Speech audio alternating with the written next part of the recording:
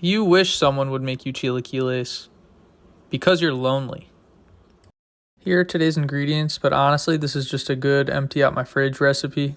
Get your pan to medium heat, then pour your salsa in. I'm using salsa verde in this recipe, but you could use pasta sauce if you hate yourself. After 1 or 2 minutes, your salsa will have reduced and gotten hot. Put in your tortilla chips and stir to incorporate till you can see green on all of them. I'm incapable of eating dry food, so I'm adding some more salsa into here. After 2 more minutes, test your chip if it's al dente. My texture is pretty good, so now I'm going to stir in some cheese onto my tortilla chips. I'm going to turn off the heat and just let this cheese melt. Oh wait, the pan's too hot. Wish you could have saw that. Put 2 eggs in the pan. Don't forget to barely season your eggs. Stop cooking once your eggs are sunny side up. If you like them some other way, stop watching this. Once you're done cooking, don't forget to plate in a certain order where all the colors kind of meld together. We eat with our eyes as just as much as our mouth.